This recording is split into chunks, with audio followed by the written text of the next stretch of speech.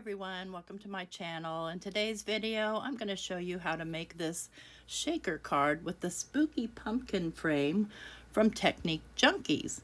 Let's go ahead and get started.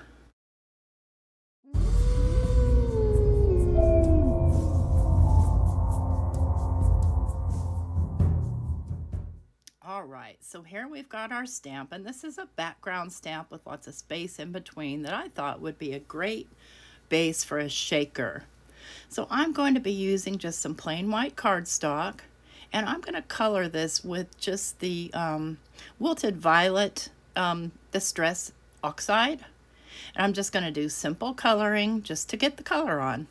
So I chose purple and just pure purple today. I experimented with some other colors, but in the long run I liked it just plain purple. So my piece of paper is a little bit bigger than I'm going to need, which is fine because I'm going to be wanting to trim down. So I'm just getting this coated in the Wilted Violet. I'm just using a dome foam blender to blend that in. Okay, I've got my color down, and again, I don't need it to be perfect by any means. So I'm going to grab my stamping platform, and I already have my stamp in. So I'm going to lay this down, and this is just some sticky paper that I got from scrapbook.com. Not paper, but you know, like a sticky mat thing. I got from scrapbook.com. I really like this thing. It's really helpful in holding your paper down. And I'll be using my VersaFine Clair in the Nocturne to stamp this down. And I will do multiple stamping because I want to make sure I get it nice and black. But we're going to do a further step after this anyway that'll make it even blacker. So I kind of like this frame because it's, you know, it's spooky, but it's not so spooky that it would frighten children. Well, maybe those jack-o'-lanterns might be a little scary, but it's kind of grungy spooky, and I really like that about it. So just to let you know, you can save 10% on regularly priced items using my discount code TJ10Color from Technique Junkies. So if you're in the mood to shop, and please do click my affiliate link down below if you want to grab this or any of the other Technique Junkie stamps. So I've got that all stamped out, and I'm pulling it out, and I am going to heat emboss this. But guess what? I'm going to emboss the entire thing. So, and the reason for that is it's going to add some slickness for my sequins and goodies to move around. So the whole thing is getting embossed with clear heat embossing. And I'll go ahead and heat up my heat tool here and go ahead and get to embossing.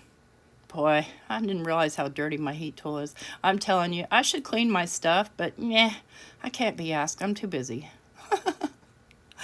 Well, you know, I mean, quite honestly, I work a full-time job. I'm on a few design teams.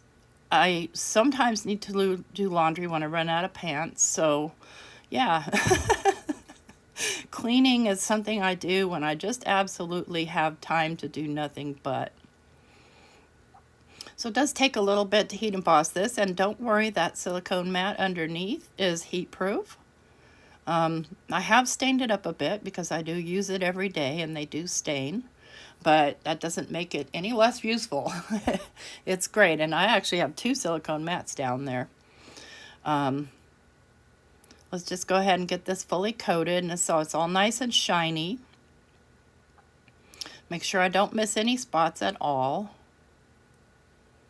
And I have to look really closely because obviously when you're working with the embossing powder, sometimes you can't see that it's not melted. But I've got that all melted down, and I'm going to let it cool here for a moment. All right, now that it's nice and cool, it's time to go ahead and trim it up. So I'm just going to use my guillotine trimmer and trim around the edges here. And I'm just trimming right to the very edge. I don't want to lose any of that goodness. Now some of it will be hidden beneath the shaker card, so that's okay. You could do a full card shaker if you wanted to, but I'm going to do a raised shaker because I have some super cool shaky bits. All right, so I've cut my acetate down to the size that I need it, which is going to be 4 1/4 by 5 1/2. And I've got my paper. Now this here is some black foam tape that I grabbed from Amazon, and it's a 1/4 inch thick. And I'm just placing it all the way around the entire perimeter of this card. I like this because you don't have to do 2 layers. And I'm trying to be very careful that I'm, on the exact edge.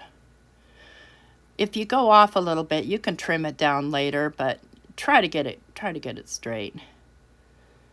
I've got a little OCD there about that roll being funky like that. I need it all to be flat, please. And then I'll do the last piece, and you just want to make sure that there's no, like, gaps.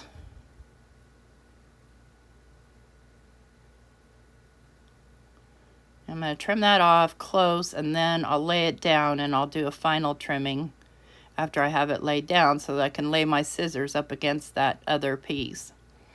And there we go. We've got our foam tape on. Very simple, very easy. And then just checking to make sure it's stuck down really well. And I'm going to grab some of my sequins, but before I do that, I'm going to go around the sides with my anti-static powder just to make sure there's no sticky on them from the tape roll. And I don't think this tape roll is actually craft grade, but it works, so whatever. And I already have a bunch of these out because, I made one and it leaked and I had problems with it.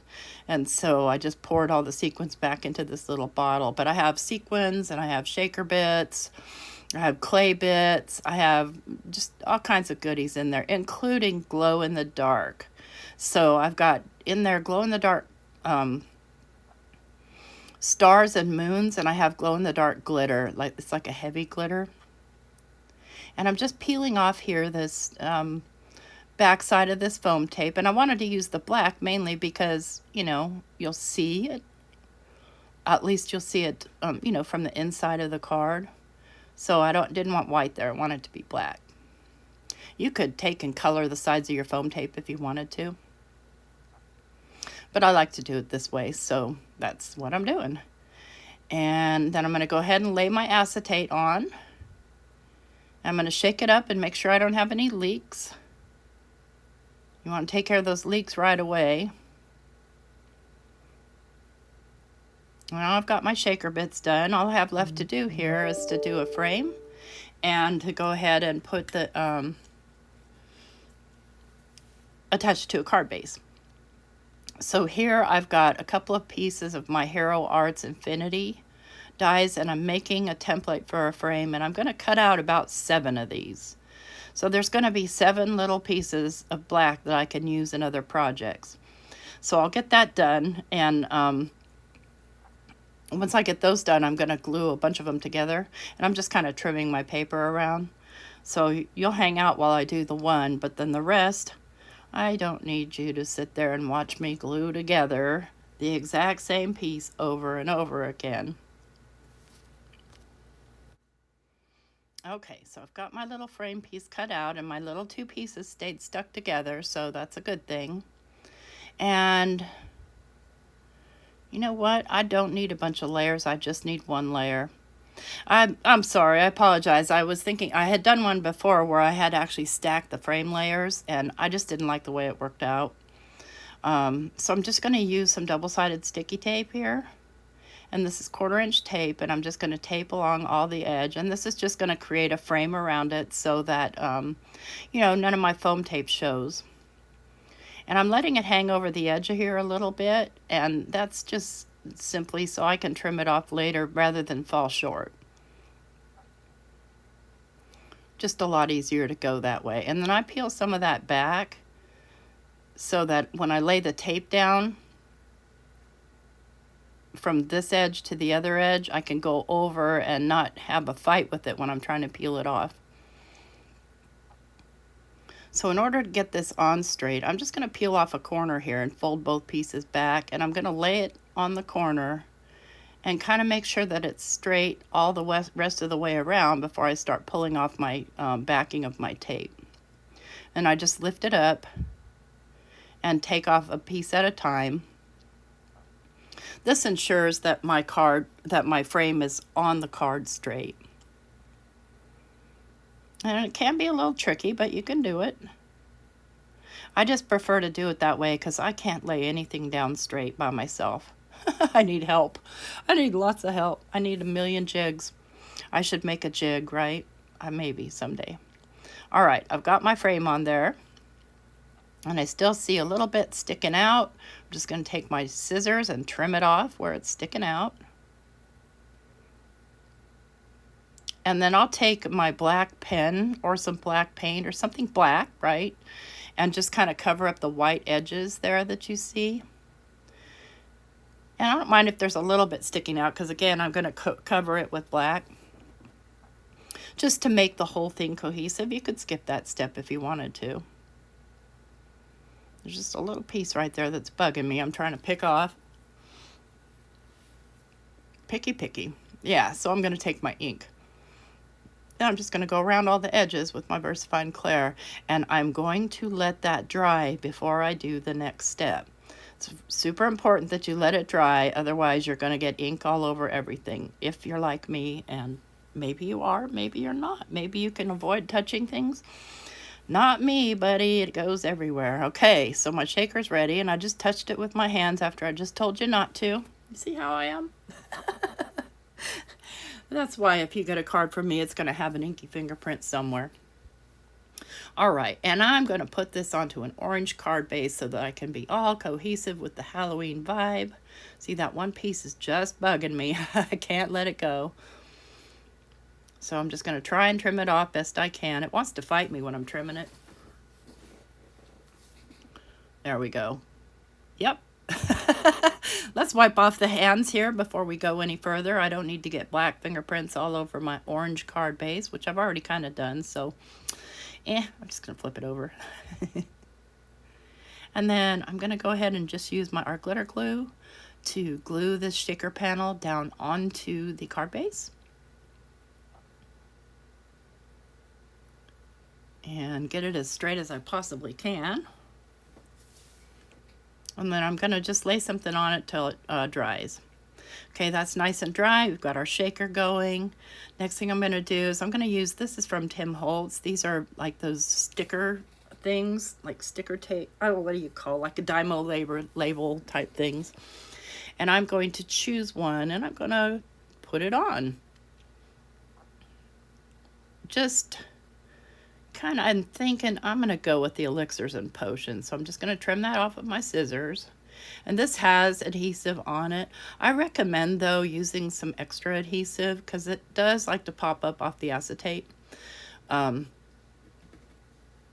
Especially because it's kind of got itself in a roundish shape and it wants to go back into its shape.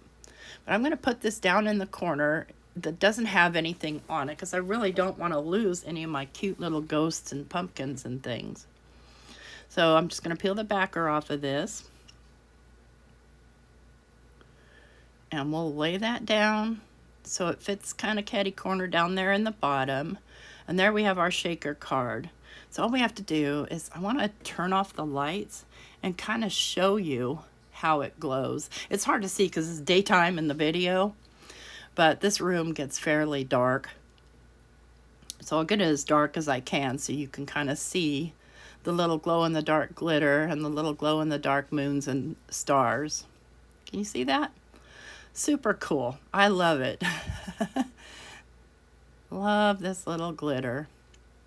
Now, in the dark, it really works. But hey, if you like this video, please give me a thumbs up. Have a great day.